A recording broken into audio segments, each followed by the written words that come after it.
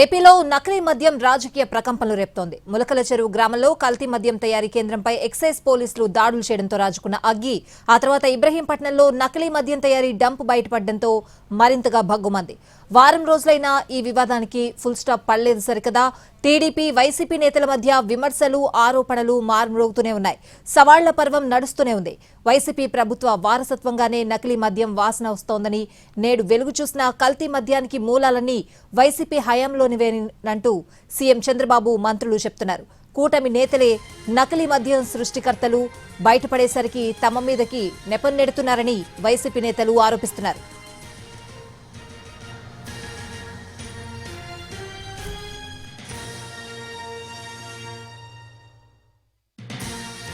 జిల్లా ములకల చెరువు ఎన్టీఆర్ జిల్లా ఇబ్రహీంపట్నంలో పట్టుబడిన నకిలీ మద్యం కేసులో టీడీపీ నేతల పాత్ర ఉందని తేలడంతో వారిని సస్పెండ్ చేసింది పార్టీ.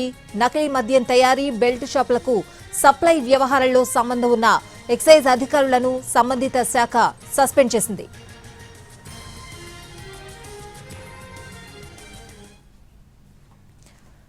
నకిలీ మద్యంపై పూర్తి స్థాయి విచారణకు స్పెషల్ ఇన్వెస్టిగేషన్ టీం ఏర్పాటు చేసింది ఏపీ ప్రభుత్వం. నకిలీ లిక్కర్ వ్యవహారాన్ని సీఎం చంద్రబాబు సీరియస్ గా తీసుకున్నారు. దీని వెనుక ఉన్న కుట్ర కోణాన్ని బయటపెడతామన్నారు. నకిలీ మద్యం గత ప్రభుత్వ నిర్వాకం వల్లే ఈ ప్రభుత్వానికి వారసత్వంగా వచ్చిందని ఆరోపించారు. వారసత్వంగా సంక్రమించినటువంటి సమస్యల్లో ఇదొక సమస్య. 1924 నకిలీ మద్యం లీగలైజ్ చేసి ఏరులై పారిచ్చారు. ఈ ప్రభుత్వానికి కొన్ని వారసత్వంగా సంక్రమించినటువంటి సమస్యల్లో ఇదొక సమస్య. నకిలీ మద్యం కేసులో తనపై దుష్ప్రచారం చేస్తున్నారని విజయవాడ నగర పోలీస్ కమిషనర్ కు ఫిర్యాదు చేశారు మాజీ మంత్రి జోగి రమేష్. దీనిపై విచారణ జరపాలని కోరారు.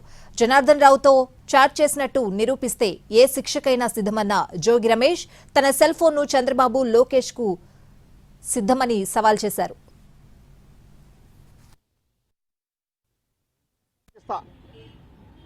నా సెల్ ఫోన్లు లోకేష్కి ఇస్తా.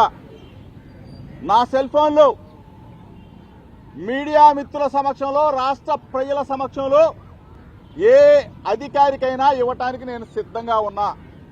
ఈరోజు నా మీద బురద తల్లి రిమాండ్లో ఉన్న జనార్దన్ రావుతో ఒక వీడియో బయటికి పంపించి మరలా నిన్న ఫేక్ వాట్సాప్ క్రియేట్ చేసి చంద్రబాబు నాయుడు చేసే వికృత చేష్టల్ని రాష్ట్ర ప్రజలందరూ కూడా గమనించమని